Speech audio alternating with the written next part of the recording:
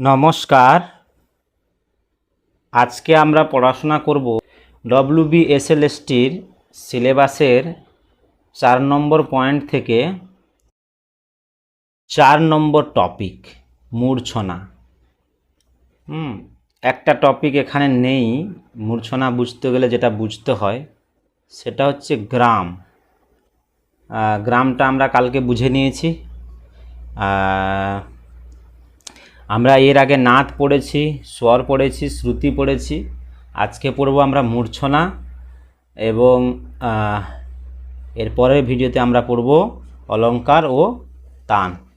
অলঙ্কার, তান, রাগ এর পর আমরা এগুলো খুব তাড়াতাড়ি হয়ে যাবে। আচ্ছা, গ্রামের একটা জায়গায় কালকে ভিডিওতে আমি দেখছিলাম আমরা সরোজ গ্রাম, মধ্যম গ্রাম, তারপরে লিখেছি গান্ধার গ্রাম। এই গান্ধারটা গ্রা হয়ে গেছে, গ্রান্ধার হয়ে গেছে, এটা হবে না। তোমরা ওখানে ঠিক করে নিতে পারো, এটা হচ্ছে গান্ধার গ্রাম, গান্ধার। যদিও তার পরের লেখাগুলোতে ঠিক আছে, গান্ধার গ্রাম, ঠিক আছে। তো চলো, এই মূর্ছনা টপিকটা কিন্তু খুবই গুরুত্বপূর্ণ। এখান থেকে একটা প্রশ্ন কিন্তু আসতেই পারে আমার ধারণা। হ্যাঁ, তো আজকের আমাদের মূল টপিক হচ্ছে মূর্ছনা। মূর্ছনা থেকে কীরকম প্রশ্ন আছে, হ্যাঁ, একটা আমরা দেখে নেব। প্রথমে প্রশ্ন একটা দেখে নিই, হ্যাঁ, কেমন প্রশ্ন আসে, তারপরে আমরা মূর্ছনা সম্পর্কে একটু জানব। দেখো, প্রশ্নগুলো কিন্তু এরমভাবে দেওয়া থাকে, দুই রকমভাবে দেওয়া থাকে, আমি সেটা তোমাদেরকে বলে দিচ্ছি। দেখো, এখানে লেখা থাকবে উত্তর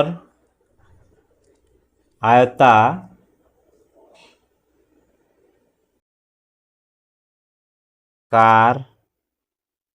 সাথে সম্পর্কিত। উত্তরায়তা কার সাথে সম্পর্কিত?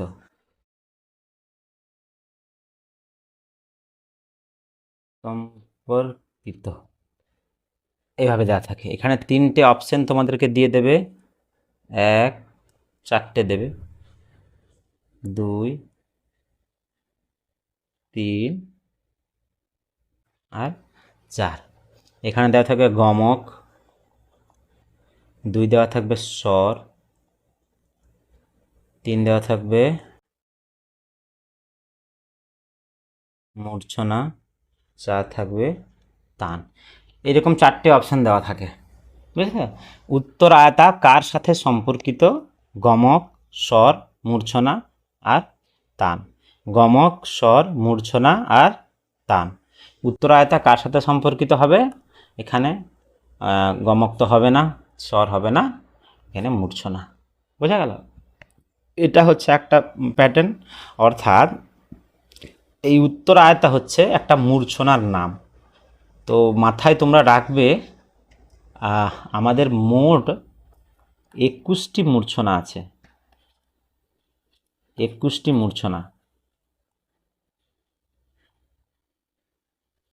21টি মূর্ছনা নাম তোমাদেরকে একদম ভালোভাবে মুখস্থ করে নিতে হবে। এই নামে আমি আর ট্রিক দিচ্ছি না, ট্রিক আছে যদিও, শর্টকাট পড়াচ্ছি। পরীক্ষা ওরিয়েন্টেড যতটুকুনি আসার সম্ভাবনা আমি মনে করছি ততটুকুনি পড়ানোর চেষ্টা করছি। মূর্ছনা অনেক বড় টপিক, ছোটো মোটো টপিক নয়। তো 21টি মূর্ছনার নাম তোমরা কিন্তু ভালোভাবে মুখস্থ রেখো। এটা তো একটা প্যাটার্ন গেল, এক মূর্ছনার নাম দিয়েছে যেটা কার সাথে সম্পর্কিত। আর একটা প্যাটার্নে তোমাদের প্রশ্ন হবে, আমি তোমাদেরকে এটা প্রশ্ন, আর একটা প্রশ্ন দেখাচ্ছি। আর একটা প্যাটার্নে প্রশ্ন এরকম দিতে পারে, দেবে নিম্ন লিখিতের মধ্যে মূর্ছনা হলো, নিম্নলিখিতের মধ্যে মূর্ছনা হলো এখানে 1, 2, 3 আর 4। 1, 2, 3, 4। এভাবে করে দেবে। দিয়ে এখানে লিখবে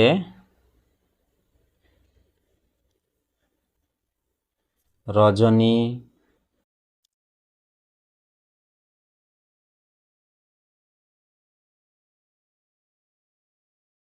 কুম্ভিত,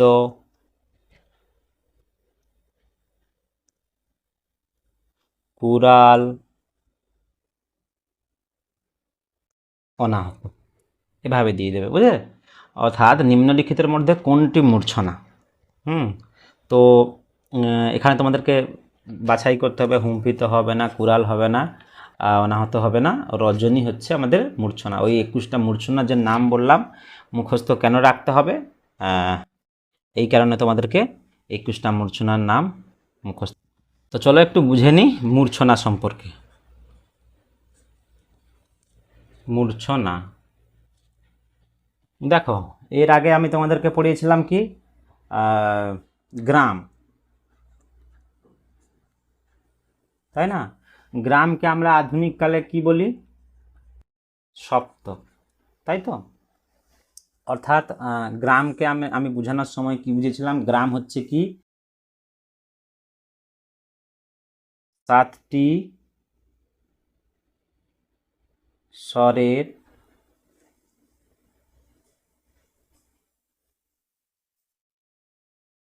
ক্রমিক ব্যবস্থা। 7টি স্বরের ক্রমিক ব্যবস্থা, অর্থাৎ মানে ক্রম অনুসারে 7টি স্বরকে সাজানো। যেমন আমরা পড়েছিলাম সা, রে, গা, মা, পা, ধা আর নি। এটা ছিল আমাদের গ্রাম। আর গ্রাম আমরা কি পড়েছিলাম? গ্রাম আমরা 3টে ভাবে পড়েছিলাম, তাই না? এক ছিল সরজ, 2 মধ্যম, 3 ছিল গান্ধার। এই 3টে আমরা পড়েছিলাম। এই 3টের মধ্যে ভরতমুনি তার নাট্যশাস্ত্রে মাত্র এই 2টি গ্রামের বর্ণনা তিনি দিয়েছেন। 3 নম্বর গ্রামের বর্ণনা উনি দেননি, শুধুমাত্র বলেছেন যে 3টে গ্রাম, গান্ধার গ্রামের চর্চা আমি আমার গ্রন্থে করছি না। তিনি এই 2টো গ্রামের চর্চা দিয়েছেন। পরবর্তী সঙ্গীতকাররা 3টে গ্রামের উল্লেখ করেছেন এবং বিস্তৃত চর্চাও করেছেন। এখন আমরা দেখব, যেমন আমরা এই সরজ গ্রামে আমরা কিভাবে পড়েছিলাম? সা থেকে শুরু হয়েছিল, তাই না? সা, রে, গা, মা, পা, ধা, নি, এভাবে হয়েছিল। আর মধ্যম গ্রামে কী হয়েছিল? মা থেকে শুরু হয়েছিল, যেহেতু মধ্যম মানে মা থেকে শুরু হয়েছিল। মা, পা, ধা, নি, সা, রে, গা। বোঝা গেল? আর গান্ধার গ্রামে গা থেকে, গান্ধার গ্রামকে আবার নিষাদ গ্রামও বলা হয়। নি থেকে আবার গা থেকে হয়। আমরা গা থেকে বুঝছি এখান থেকে, গা, মা, পা, ধা, নি, সা, রে। ঠিক আছে? তো এইখানে একটা জিনিস তোমরা বুঝে নাও। দেখো, সরজ গ্রাম, এটা হচ্ছে সরজ গ্রাম। এর মধ্যে কয়টি স্বর আছে? 7টা স্বর আছে, তাই না? এখানে আমাদের মোট কয়টি স্বর আছে? 7টা স্বর, 7টি। সেজন্য আমরা এখানে লিখেছি গ্রাম কাকে বলে? 7টি স্বরের ক্রমিক ব্যবস্থা। হ্যাঁ, তো এই 7টি স্বরকে, যেমন সা এখানে প্রারম্ভিক স্বর, সা হয়েছে, তাই তো? আমি যদি প্রত্যেকটি স্বরকে সা ধরি, তাহলে কিন্তু আমার অন্য 7টি প্যাটার্ন চলে আসবে। যেমন আমি এখানে তোমাদেরকে বোঝাই। দেখো, আমি এখানে লিখছি তোমাদেরকে সরজ গ্রাম, স, র, জ, গ্রাম। সরজ গ্রামের আমাদের স্বরটা কি? এখানে আমরা লিখে নিতে পারি সা, রে, গা, মা, পা, ধা আর নি। এই হচ্ছে আমাদের সরজ গ্রামের স্বর। অর্থাৎ সরজ গ্রাম মানে আমরা সরজ সপ্তক বলতে পারি। এইটাই কিন্তু আমাদের প্রচলিত আছে বর্তমানে। আমরা সারেগামা পাধানিসা যেটা ন্যাচারাল সিতে বলি, এইটাই হচ্ছে সেটাই। মধ্যম গ্রাম আমাদের প্রায় বিলুপ্ত হয়ে গেছিল, কিন্তু প্রাচীনকালে মধ্যম গ্রামের চর্চাটাই বেশি ছিল। তো সরজ গ্রামে এই যে সা থেকে আরম্ভ হয়েছে, আমরা রে থেকেও আরম্ভ করতে পারি, একটা প্যাটার্ন তৈরি করতে পারি, তাই না? হ্যাঁ, যেমন সা থেকে শুরু করেছি, এবারে ধরো তো আমি এখান থেকে রে থেকে শুরু করি, বোঝা গেল? রে, গা, মা, পা, ধা, নি, সা। আমি এভাবে রে থেকে শুরু করতে পারি। আবার আমরা গা থেকে শুরু করতে পারি, একটা গা, মা, পা, ধা, নি, সা, রে, তাই না? প্রথমে সা থেকে শুরু করলাম, তারপর রে, সাটা রেটাকেও সা মনে করছি, এটা শুরু করলাম, এটা একটা প্যাটার্ন তৈরি হয়ে গেল। আবার গাটাকে সা মনে করলাম, আবার মাটাকে সা মনে করব, মা, পা, ধা, নি, সা, রে, গা, ঠিক আছে? আবার পাকে আমরা যদি সা মনে করি, এভাবে তোমরা দেখবে আমরা কিন্তু এভাবে 7টা প্যাটার্ন তৈরি করতে পারি। 1 2 আমাদের স্বর কটি আছে? 7টা। যেমন মা থেকে শুরু হচ্ছে, এবার এখানে পা থেকে শুরু হতে পারে, যেমন পা, ধা, নি, সা এরকম করে যেতে পারে। তারপরে আবার ধা থেকে শুরু হবে এভাবে, আবার নি থেকে শুরু হবে। হ্যাঁ, তো এইভাবে আমরা দেখি 7টা কিন্তু প্যাটার্ন তৈরি হয়ে গেছে। দেখো 1 2 3 4 5 6 7, বোঝা গেল? তো এইভাবে দেখবে তোমরা 7টা কিন্তু আমরা প্যাটার্ন তৈরি করে ফেলেছি। এভাবে যদি প্রত্যেকটা একটি গ্রামের প্রত্যেকটি স্বরকে যদি সরজ মনে করে আরোহ ও অবরোহ করি, সেটাকেই বলবে মূর্ছনা। বোঝা গেল? গ্রামের প্রত্যেকটি স্বরকে যদি সরজ মনে করে আরোহ এবং অবরোহ করি, এটা আমি আরোহ ক্রমিকে লিখেছি, আবার এটা উল্টো লিখতে পারি, তাই না? গা রে, ধর মানে এটা গা থেকে শুরু হয়েছে, তাহলে গা উল্টা, এদিক থেকে উল্টা হবে, গা রে সা নি ধা পা মা গা, এভাবে হবে। হ্যাঁ, তাহলে একটু বুঝে নেব আমরা প্রথম যেখানে বুঝছিলাম। মূর্ছনা কি? মূর্ছনাটা হচ্ছে আধুনিক যুগের থাট বা মেল, থাট বা মেল। এখন আমরা যেভাবে থাট বলি, 10টি থাট আমাদের, তাই না? থাট হচ্ছে 10টি, আর মেল হচ্ছে 72টি। 72টি,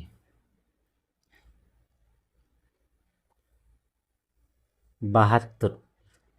তো যেমন 10টি থাট এখন বর্তমান আছে প্রচলিত আমাদের, আর মেল হচ্ছে 72টি।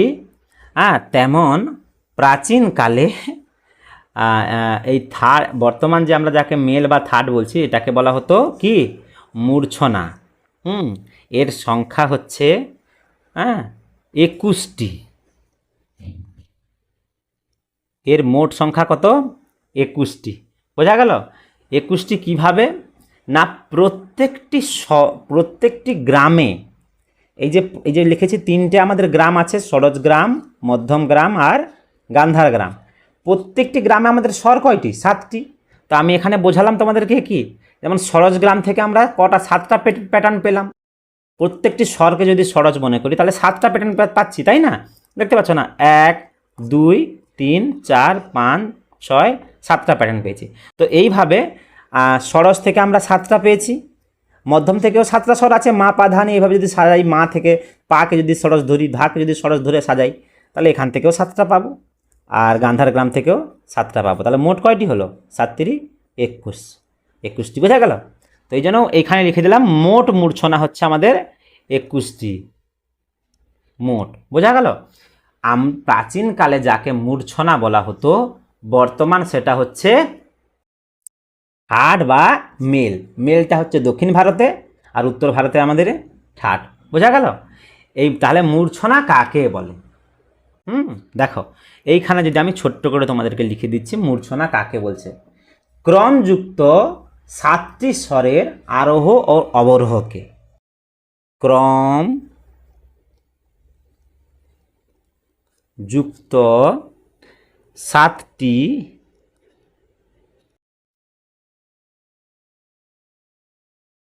স্বরের আরোহ ও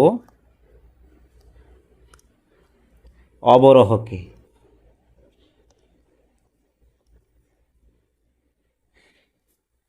কি বলে? মূর্ছনা বলে। বোঝা গেল? এখানে দেখো, ক্রমযুক্ত 7টি স্বরের আরোহ ও অবরোহকে আমি তোমাদেরকে এখানে বোঝালাম না, এগুলো ক্রমযুক্ত হচ্ছে। বোঝা যাচ্ছে না? যেমন দেখো, আমি সেকেন্ড যে প্যাটার্নটা রে কে সা মনে করেছি, দেখো রে পরে গা এসছে, তারপরে মা, তারপরে পা, তারপরে ধা, তারপরে নি, তারপরে সা, তাই না? রে পরে কিন্তু মা এসে যায়নি বা রে পরে পা এসে যায়নি, ক্রম অনুসারে যাচ্ছে। তো ক্রমযুক্ত 7টি স্বরের, 7টি বেশি হচ্ছে না কম না, দেখো 7টি স্বর কিন্তু, রে গা মা পা ধা নি সা, ঠিক আছে? 1 2 3 4 5 6 7টি স্বরের, 7টি স্বরের ক্রমিক আরোহ, ক্রমযুক্ত 7টি স্বরের আরোহ ও অবরোহকে বলা হয়। এইখানে একটু বোঝার আছে, আমরা থাটে কিন্তু শুধুমাত্র কি করি? আরোহ করি, তাই না? থাটে আমরা অবরোহ করি না। আমাদের 10টি ঠাট আছে, তাতে শুধুমাত্র আরোহ করি, অবরোহ করি না। বোঝা গেল? কিন্তু মূর্ছনাতে আরোহ ও অবরোহ করা হয়। মূর্ছনাতে আরোহ ও অবরোহ, যেমন আমি এইভাবে লিখেছি, এই দেখো, এখান থেকে রে গা মা পা ধা নি সা, এটা আছে, তো এর অবরোহ ক্রমিকটা কি হবে? আমি উপর থেকে নামবো, রে সা নি ধা, এটা তার সপ্তকে সা, রে সা রে সা নি, এইভাবে আমি নেমে নেমে আসবো, হ্যাঁ, অবরোহটা হবে। তো ক্রমযুক্ত 7টি স্বরের আরোহ ও অবরোহকে কি বলা হয়? মূর্ছনা। বোঝা গেল? মূর্ছনাকে আমি তোমাদেরকে আগে বলেছিলাম না, যে গ্রাম যদি আমরা না বুঝি তাহলে মূর্ছনা বুঝতে পারবো না। যেমন করে আমাদের গ্রামকে গ্রামকে আমাদের আধুনিক কালে কি বলা হয়? সপ্তক। মনে রাখবে কিন্তু এগুলো সবাই, হ্যাঁ। আর মূর্ছনাকে আমাদের আধুনিক কালে কি বলা হয়? ঠাট। দেখো, আমাদের বর্তমান যে ব্যবস্থা চলে আসছে সেটা হচ্ছে ঠাট বা মেল বা মেল রাগ। আমাদের বর্তমান যে ব্যবস্থা, এটা এই আধুনিক ব্যবস্থা। বোঝা গেল? অর্থাৎ আমরা আমাদের যতগুলি রাগ আছে সেগুলোকে মেল বা থাটের মধ্যে বর্গীকৃত করে দিয়েছি, অর্থাৎ বিভাজন করে দিয়েছি। অর্থাৎ আমাদের যত রাগ আছে, আমাদের যতগুলো রাগ আছে তাকে আমরা মেলের অন্তর্গত অথবা থাটের অন্তর্গত রেখেছি। বোঝা গেল? আচ্ছা, এই কথাটাকে তোমরা বুঝতে পারলে না? মেলের অন্তর্গত বা থাটের অন্তর্গত রেখেছি। আচ্ছা, ছেড়ে দাও, তোমাদের একটা ছোট উদাহরণ দিয়ে বুঝিয়ে দিচ্ছি। দেখো, অ্যাপেল, অ্যাপেল হচ্ছে এই, ঠিক আছে? এবারে ধরো কিছু অ্যাপেলের, এইখানে হচ্ছে অ্যাপেল, প্রচুর অ্যাপেল আছে, বড় বড়, আবার অনেক বড়, একটু ছোট, আবার ছোট, আবার বড়, এরকম এরকম করে প্রচুর অ্যাপেল আছে, ঠিক আছে? ঠিক আছে, দেখো, তো আমরা এখানে এই অ্যাপেলটাকে তোমরা মনে করো রাগ। বোঝা গেল? রাগ, এখানে প্রচুর রাগ আছে। তো এর মধ্যে এই অ্যাপেলগুলোকে আমরা মনে করব, এই অ্যাপেলগুলোই হচ্ছে রাগ। ওকে, তো এই অ্যাপেলগুলোর সাইজ আমি বলে দিচ্ছি। এইটা হচ্ছে 3 নম্বর সাইজ, এটা 2 নম্বর, এটাও 2 নম্বর, এটা 1 নম্বর, এটা 1 নম্বর, এটা হচ্ছে 0 সাইজ, এটাও 0 সাইজ, আর এগুলো সব মাইনাস, এগুলো সব মাইনাস সাইজ, ঠিক আছে? ছোটো ছোটোগুলো। তাহলে এই এতগুলো অ্যাপেলকে আমি যদি বর্গীকৃত করি তাহলে আমার প্রথম সাইজ থাকবে 0, হ্যাঁ। 0 নম্বর সাইজে আমার কটা আপেল আছে? 1 2, দুটো আপেল আছে। আমার দ্বিতীয় সাইজটা থাকবে 1। আচ্ছা, এর আগে একটা মাইনাস আছে, আমার মাইনাস সাইজে কটা আপেল আছে? 1 2 3টা, 3টে। আর সবথেকে বড় বড় যে আপেলগুলো 2 নম্বর আপেল কটা আছে? একটা, দুটো, দুটো। আর 3 নম্বর আপেল কটা আছে? 3 নম্বর আপেল, 3 নম্বর আপেল একটা আছে। তো এইভাবে বর্গীকৃত করা হয়েছে, বোঝা গেল? তো এই যে রাগ, আমাদের যতগুলো রাগ আছে, সে হিন্দুস্তানি হোক বা কর্ণাটকি হোক, কর্ণাটকি যত রাগ আছে তারা 72টি মেলের মধ্যে বর্গীকৃত করে দিয়েছে যে আমার এই এই মেলের মধ্যে এই এই রাগ থাকবে। হ্যাঁ, আর আমাদের ভাতখণ্ডেজি কি করেছেন? যতগুলো হিন্দুস্তানি রাগ আছে সমস্ত রাগকে 10টি ঠাটের মধ্যে ভাগ করে দিয়েছেন, বোঝা গেল? হুম। তো যেটা আমি তোমাদেরকে বোঝাচ্ছিলাম,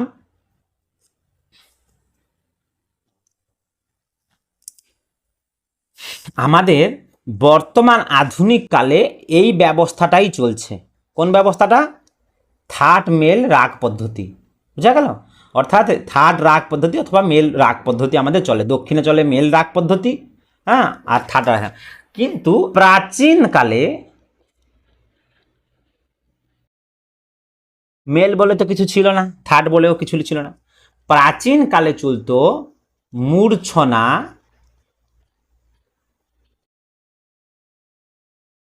জাতি,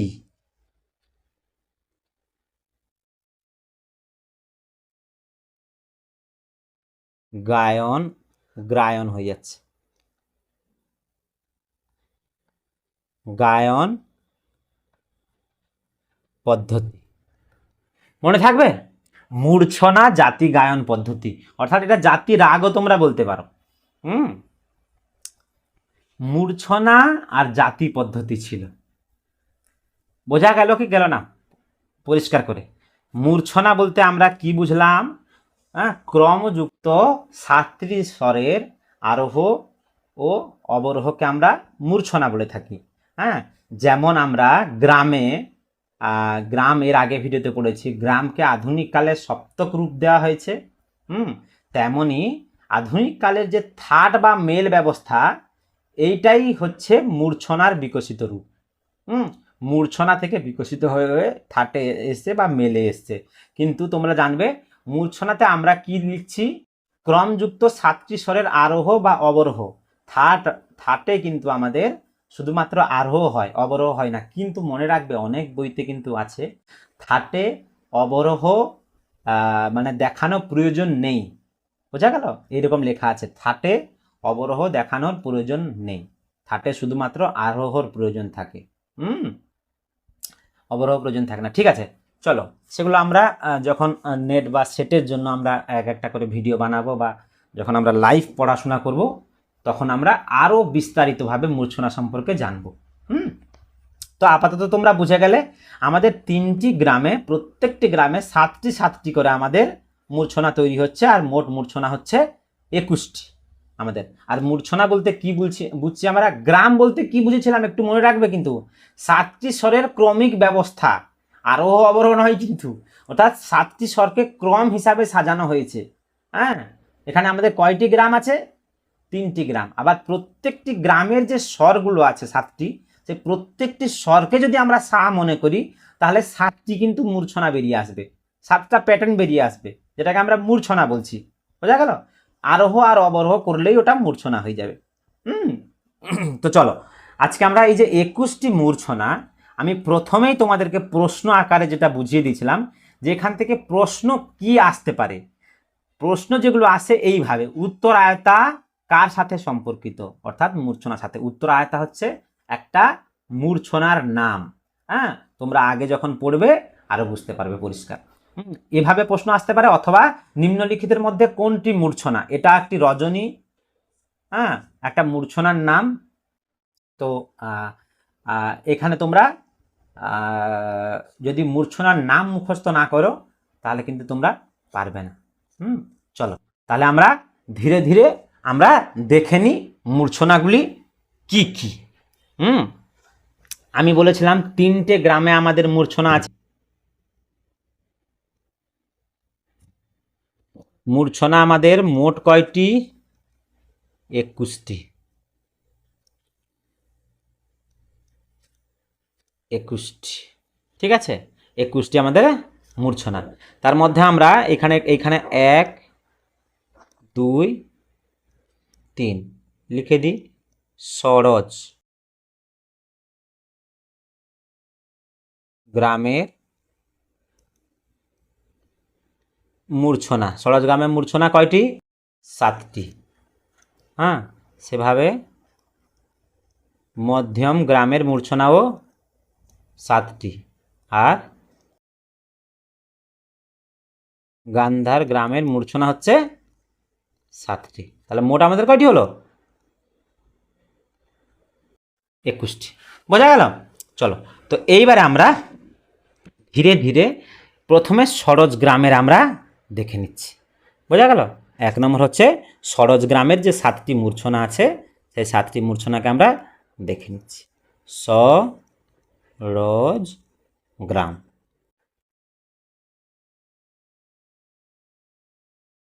গ্রামের মূর্ছনা, ঠিক আছে? সরোজ গ্রামের মূর্ছনা। তো এর 7টি মূর্ছনা আছে, 7টি মূর্ছনার কিন্তু নাম আছে। বোঝা গেল? এখানে আমি 7টি মূর্ছনার নাম তোমাদেরকে লিখে দিচ্ছি। প্রথম মূর্ছনা তোমরা নাম লেখো উত্তর মন্দ্রা। উত্তর মন্দ্রা।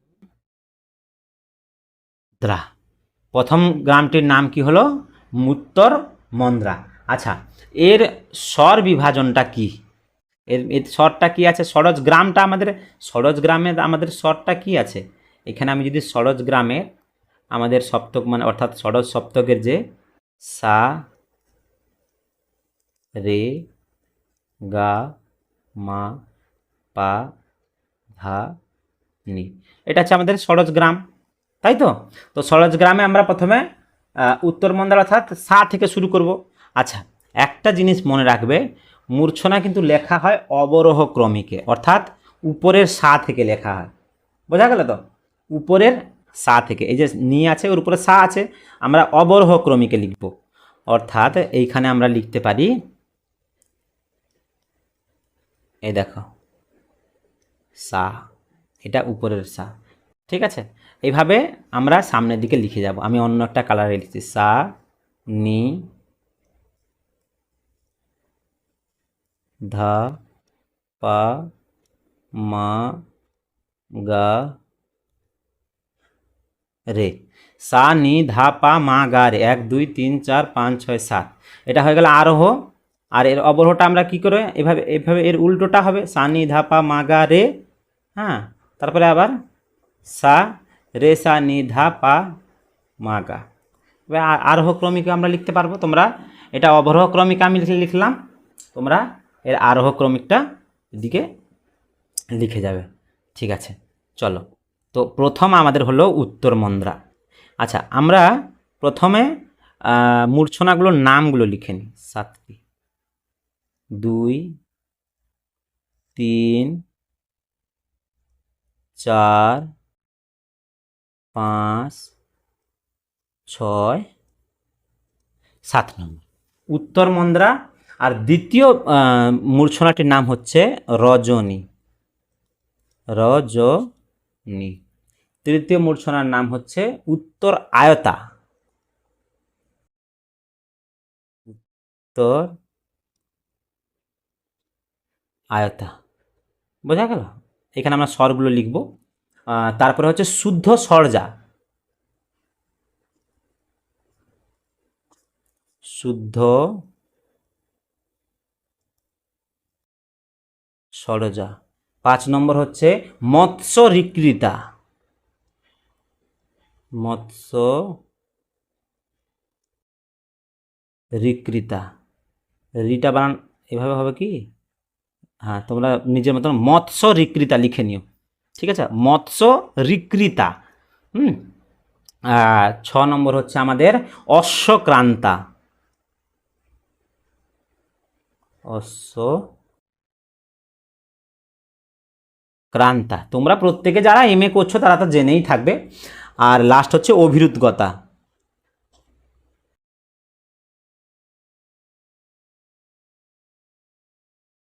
অভিরুদ্গতা, ঠিক আছে? দেখো, এই যেমন সা থেকে শুরু হচ্ছে, এটা এর নিচে হচ্ছে নি থেকে এটা শুরু হবে, বোঝা গেল? নি, নি থেকে। তারপরে হচ্ছে ধা, তারপর হচ্ছে মা, সরি পা, সা নি ধা পা মা, এটা হবে গা, আর এটা হবে রে। তো পরের স্বরগুলো তোমরা লিখে যাবে এইভাবে। তারপর নি পরে কি হবে? নি পরে ধা হবে, নি ধা পা মা গা রে সা। অবরোহটা এইভাবে হয়ে যাবে, উল্টোটা করে দেবে। আর আচ্ছা, একটা জিনিস মনে পড়লো, প্রাচীনকালে এই যে নি না, নি আর গা আধুনিক কালের কোমল স্বরের মতন। কেমন? কোমল স্বরের মতো। তো এই যে নি আর গাটা আমাদের কিন্তু আধুনিক কালের কোমল স্বরের মতন, কোমল স্বরের স্থানটা, এই যে কোমল স্বর নি আর গা, ঠিক আছে? এই জন্য নিচে এদের কোমলের মতন আমরা দাগ দিয়ে থাকি। এই নি কোমল নি এর মতন, আগেকার যে নিটা ছিল এটা কোমল নি এর মতন। আর এই যে অশ্বক্রান্তা গাটা, এটাও এখনকার যুগে আমাদের এখনকার যে স্বর আছে, স্বর ব্যবস্থা, তার মধ্যে এটা গা, কোমল গায়ের মতন শোনায়। বোঝা গেল? চলো পরে পরে আমরা লিখে যাই। আচ্ছা, এবার ধা হয়েছে, এবার ধা থেকে পা থেকে এভাবে লিখে যাবে, পা মা গা রে সা নি, ঠিক আছে? এবারে পা, পা পা মা গা রে সা নি ধা, বোঝা গেল? এরপরে মা, মা পরে কি হয়? মা গা রে সা নি, এগুলো সব মন্দ্রনি, ভালো করে দেখে করো। গা, মা গা রে সা নি ধা পা, তারপরে হবে গা, তাহলে গার পরে কি হবে? গা রে সা নি ধা পা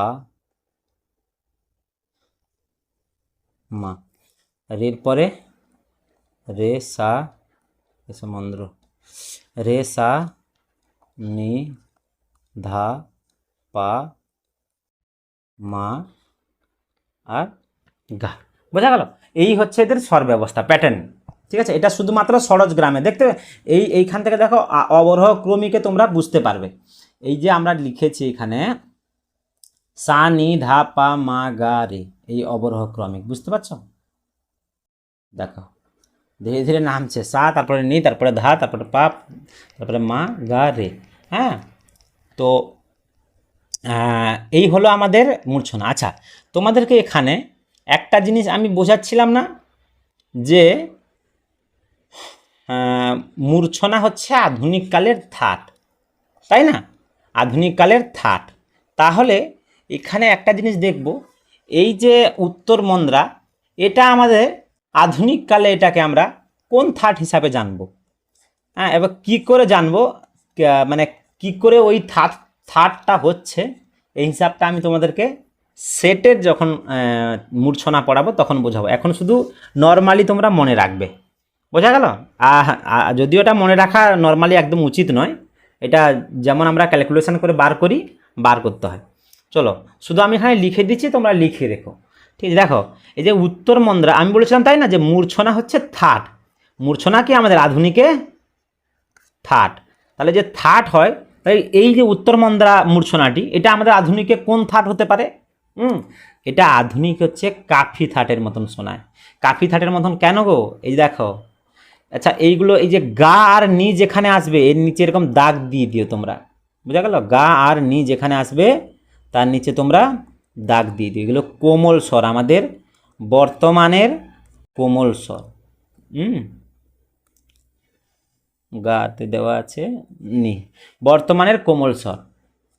চলো, তো এই যে থাটগুলো হচ্ছে আমাদের প্রথম উত্তর মন্দ্রা যে মূর্ছনাটি, এটা আধুনিকে আমরা বলতে পারি কাফি থাটের মতন শোনায়, কাফি থাট, বোঝা গেল? আর রজনী যেটা, এটা বিলাবলের মতন শোনায়, বিলাবল থার্ডের মতন, বোঝা গেল। আর উত্তর আয়তা যেটা হচ্ছে, এটা আমাদের আধুনিক যে থার্ডে কীরকম শোনায়, তীব্র মধ্যমযুক্ত ভৈরবী, তীব্র মধ্যমযুক্ত ভৈরবী, তীব্র মধ্যমযুক্ত ভৈরবী। চলো, আর আমাদের শুদ্ধ স্বর যা হচ্ছে আশাবরী, যেমন আশাবরী থার্ড শুনতে লাগে, একদম আশাবরীর মতন লাগবে। হ্যাঁ, আর মূর্ছনা শুনেছে কে কীরকম লাগে, হে ম্যাথমেটিক্যাল ক্যালকুলেশানেই বার করেছে ওরা। হ্যাঁ, এগুলো শোনেনি ভাইকে, এখনকার যুগের মানুষ মূর্ছনা পদ্ধতি শুনেই। এরপরে হচ্ছে মৎস্য দীক্ষিতরা হচ্ছে আমাদের খাম্বাস থাটের মতন, খামাজ, আমরা বলি খাম্বাজ, ঠিক আছে, খাম্বাজের মতন আমাদের শোনাবে। আর অশ্বক্রান্তা হচ্ছে কল্যাণের মতন, কল্যাণ থাটের মতন। আর অভিরুদ্ধকতা হচ্ছে ভৈরবীর মতন, বোঝা গেল। এগুলো বার করার একটা পদ্ধতি আছে, আমরা পরে শিখব। এরকম শোনাতে লাগে, এখান থেকেও প্রশ্ন করতে পারে। হ্যাঁ, বার করানোর পদ্ধতিটা শিখে দিলে খুব ভালো হয়। বার করানোর পদ্ধতিটা খুব মানে কোনো টাফ ব্যাপার নয়।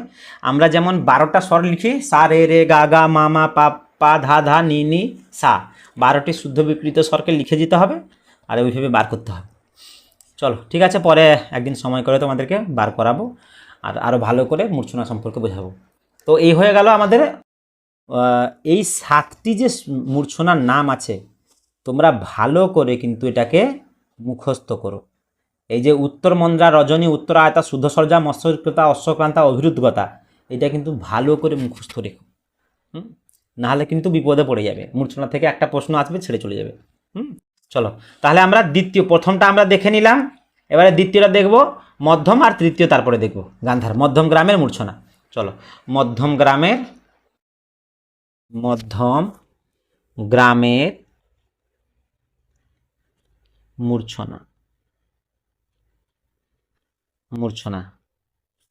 মধ্যম গ্রামের মূর্ছনা। এভাবে আমরা 7টা মূর্ছনার নাম লিখে যাব। 7টা মূর্ছনার নাম আছে, এর নামটা আলাদা, 3, 4, 5, 6 আর 7। চলো নামগুলো লিখে যাই, যে আমাদের মধ্যম গ্রামের মূর্ছনাগুলি কি কি আছে। দেখো, মধ্যম গ্রামের মূর্ছনা হচ্ছে সৌবিরি,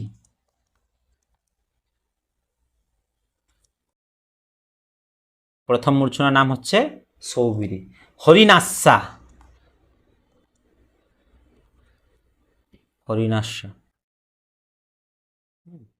তারপর হবে কল্পনতা, বোঝা গেল। হরিনাশা, সৌবিরি, হরিনাশা, কল্পনতা। শুদ্ধ মধ্যা,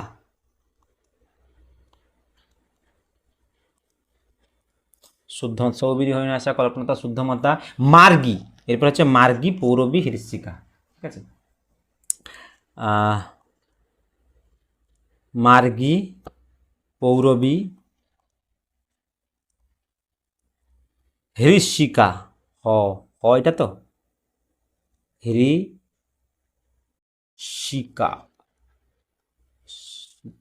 স্পেলিং তোমরা দেখে নিও, হৃষিকা, হৃষিকা। বাংলা স্পেলিং একটু আমার মিস্টেক হয়, তার জন্য সবাই ক্ষমা করো।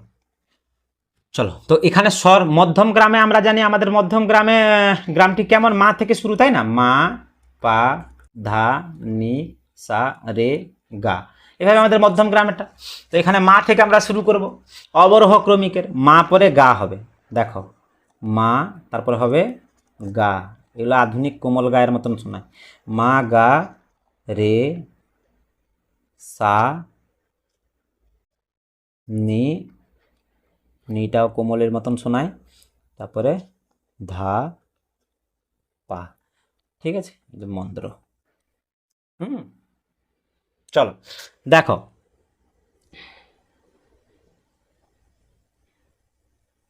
তো আমরা অবরোহ ক্রমিকের, এটাকে অবরোহ ক্রমিকা আমাদেরকে লিখতে হবে।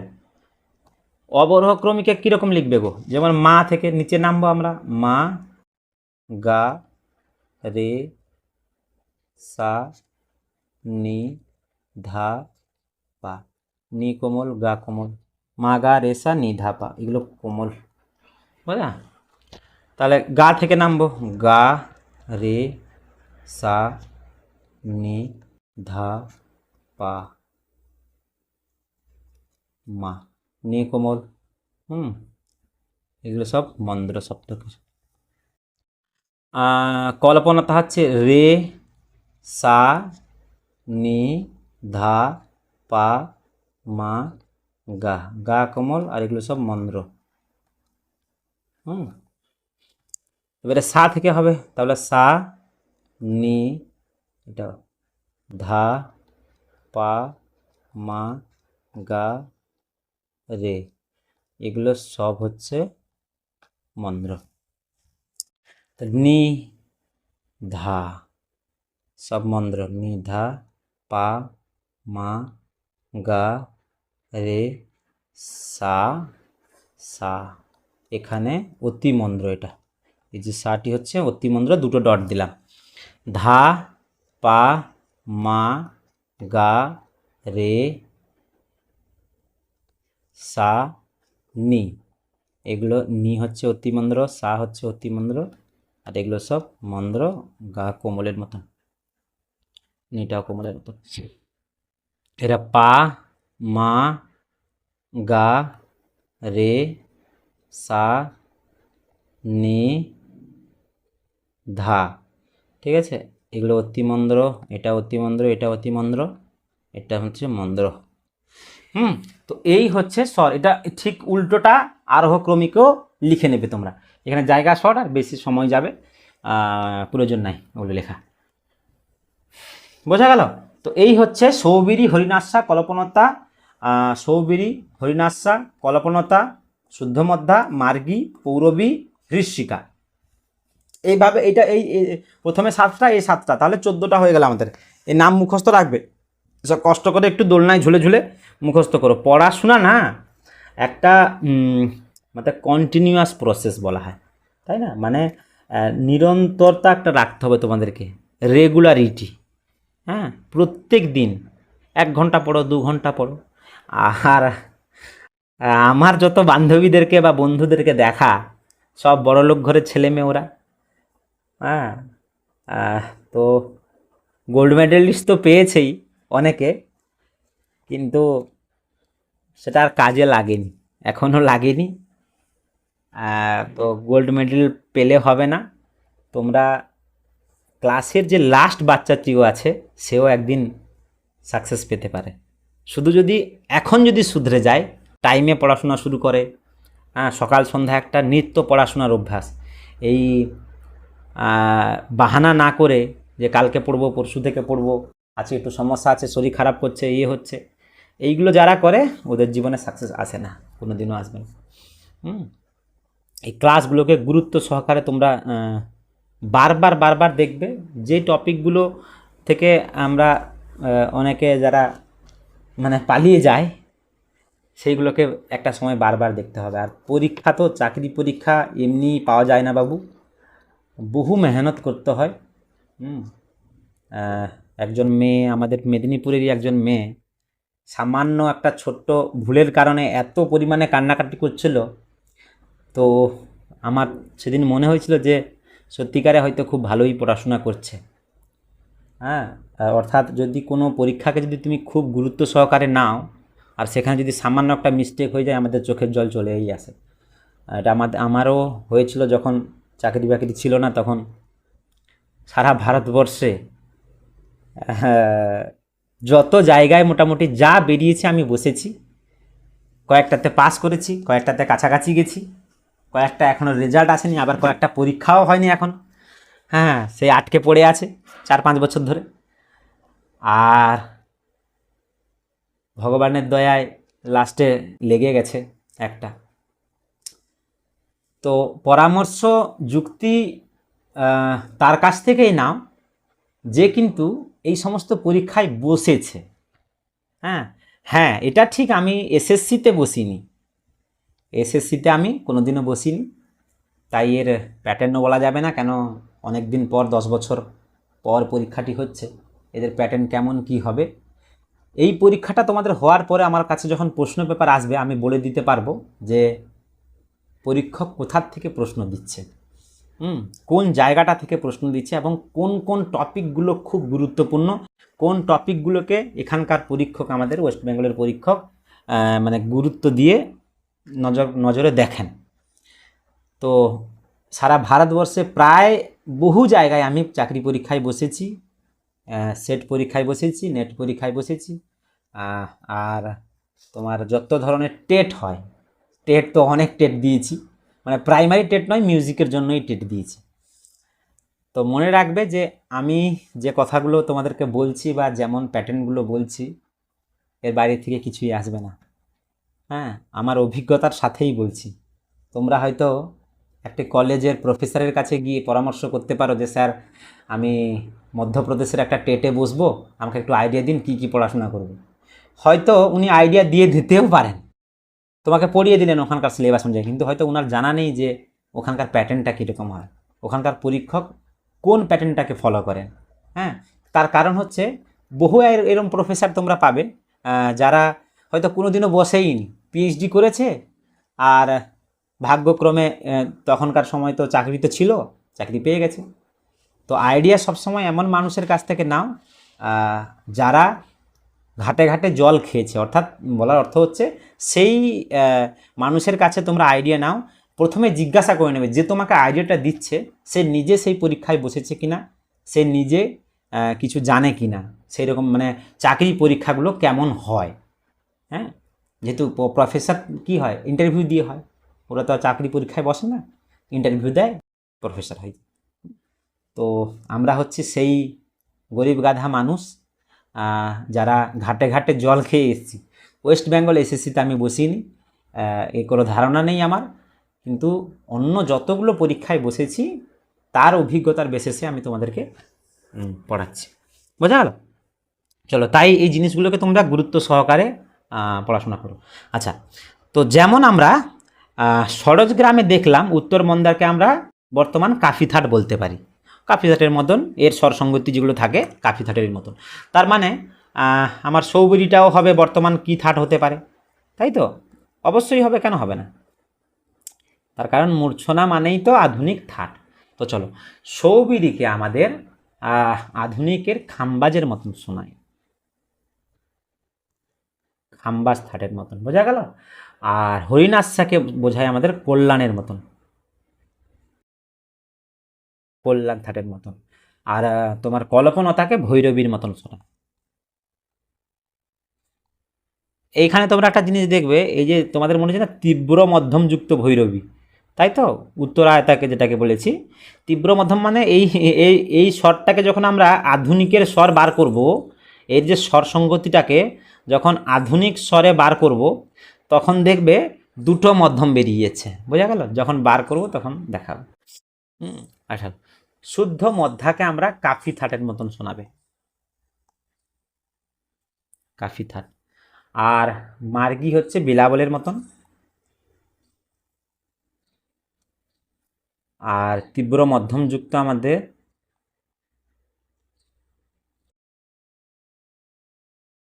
ভৈরবী, এই পৌরবীটা, এর স্বরসঙ্গতি যখন বার করব একদম হুবহু তোমার মনে হবে এর মতন, মানে দুটো মধ্যম বেরোবে, শুদ্ধ মধ্যম আর থাকবে, তীব্র মধ্যমও থাকবে, বুঝা গেল?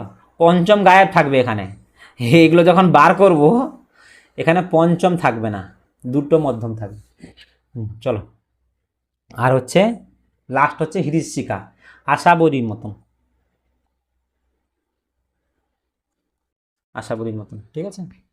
তো ভিডিও অনেক লম্বাও হয়ে যাচ্ছে, তোমাদেরকে বলেছিলাম 30 মিনিটে হবে, কিন্তু 30 মিনিটে হলো না, 50-60 মিনিট হয়ে যাচ্ছে। লাস্ট আমাদের যে এটা দেখব, গান্ধার গ্রামের মূর্ছনা, গান্ধার গ্রামের মূর্ছনা। আমরা কলেজে পড়াশোনার সময় যেখানে কোচিং নিতাম, টিউশন নিতাম, শুধু বসে গল্প করতাম, জীবনে এগুলো বুঝিও নি, জানিও না। পরবর্তী যখন আমরা পড়াশোনা করেছি তখন আমরা জেনেছি, বোঝা গেল? আচ্ছা চলো, গান্ধার গ্রাম আমাদের মূর্ছনা 7টি আমরা লিখে নেব। 1 2 3 4 5 6 আর 7। শোনো, গান্ধার গ্রামের স্বর সঙ্গতি যেটা হবে, যেমন এখানে আমরা স্বর লিখেছি এই মা থেকে, গা থেকে, তাই না, রে থেকে, এভাবে মা থেকে শুরু হয়েছে। গান্ধার গ্রামকে তো আমরা নিষাদ গ্রামও জানি, তাই না? তাহলে নি থেকেও শুরু হবে, এই দুটো শুরু হবে। এগুলো তোমরা বানিয়ে নিও, এখানে আমি আর বানাচ্ছি না, তোমরা এগুলো বানিয়ে নিও। এর নামগুলো তোমাদেরকে বলে দিচ্ছি। নন্দা, বিশালা, সুমুখী, এটা চিত্রা, চিত্রবতী, চিত্রবতী, এই চিত্রবতীকে এখানে রোহিণীও বলে, এখানে তোমরা লিখে নেও, রোহিণী বলে। এটা চিত্রবতী, এটা অন্য একজনের মতে, ঠিক আছে, এটা ছেড়েও দিতে পারো। এইভাবে নন্দা, বিশালা, সুমুখী, চিত্রবতী, সুখা আর আলাপ,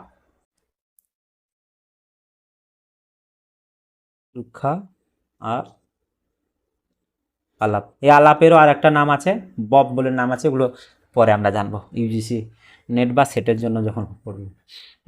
এইভাবে এর স্বর সঙ্গতিগুলো তোমরা লিখে নিও। হ্যাঁ, আর থাট মাট এর লেখার প্রয়োজন নেই, যেহেতু দুটো আছে, অনেক লম্বা করে লিখতে হবে।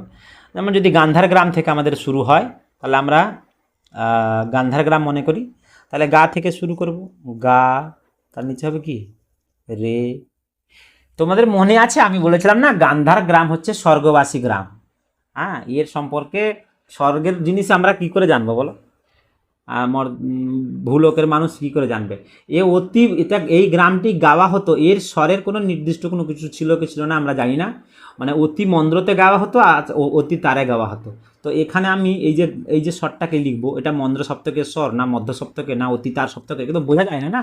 এই জন্য নর্মালি তুমি তোমার বুঝার সাপেক্ষে এভাবে তুমি করতে পারতো। গান্ধার গ্রাম মানে গা থেকে শুরু হয়, গা রে সা নি ধা পা, এটা হবে। অথবা নিষাদ গ্রামের নি থেকে, নি ধা পা মা গা রে, এভাবে। কিন্তু এগুলো অতি মন্দ্র না অতি তার, এইগুলো তো বোঝা মুশকিল। বোঝা গেল? এইভাবে করে বার করতে হবে। তো চলো, বুঝে গেলাম আমরা আজকে আমাদের 21টি মোট মূর্ছনা কয়টি? 21টি, মনে রাখবে কিন্তু, মূর্ছনা মোট কয়টি? 21টি। প্রত্যেকটি গ্রামে আমাদের কয়টি করে মূর্ছনা আছে? 7টি করে মূর্ছনা আছে, তাই না? প্রত্যেকটি গ্রামে কয়টি করে মূর্ছনা আছে? 7টি করে, এখানে লিখে দিয়েছি সুন্দর করে। মোট মূর্ছনা হচ্ছে 21টি আমাদের। তো 21টি মূর্ছনার নাম কিন্তু খুব ভালো করে তোমরা মুখস্থ রেখো। উত্তর মন্দ্রা, রজনী, উত্তরায়তা, সুদসজ্জা, মস্তকৃতা, অষ্টক্রান্তা, অভিজ্ঞতা। নিম্নলিখিতের মধ্যে এইভাবে প্রশ্ন আসতে পারে, নিম্নলিখিতের মধ্যে সরোজ গ্রামের মূর্ছনা হলো, 4-5টি মূর্ছনা দিয়ে দিল নাম। তার মধ্যে সরোজ গ্রামের মূর্ছনাটাকে তোমাদেরকে নাম মুখস্থ না থাকলে তোমরা উত্তর বলতে পারবে না। বোঝা গেল? সেরকম মধ্যম গ্রামে সৌবিরি, হরিণাশা, কল্পনাতা, শুদ্ধ মধ্যা, মার্গী, পৌরবী, হৃষিকা, এগুলো কিন্তু মনে রাখো, এবং স্বরগুলো যদি মনে রাখতে পারো তাহলে রাখতে পারো। সেটের জন্য তো মনে রাখতেই হবে। হ্যাঁ, আর লাস্ট হচ্ছে গান্ধার গ্রাম, যেটা হচ্ছে নন্দা, বিশালা, সুমুখী, চিত্রবতী, সুখা আর আলাপ। চলো, এর স্বরবিন্যাস এইভাবে তোমরা বানাতে পারো, নাও বানাতে পারো, বোঝার সাপেক্ষে আমরা এইভাবে করতে। আজকে আমরা শিখলাম কি? মূর্ছনা সম্পর্কে। এবারে আমরা এর পরবর্তীতে তোমাদের সিলেবাসেরই যেটা আছে অলংকার, এই অলংকার সম্পর্কে আমরা পড়াশোনা করব। ঠিক আছে? সবাই সুস্থ থেকো, ভালো থেকো, রাধে রাধে।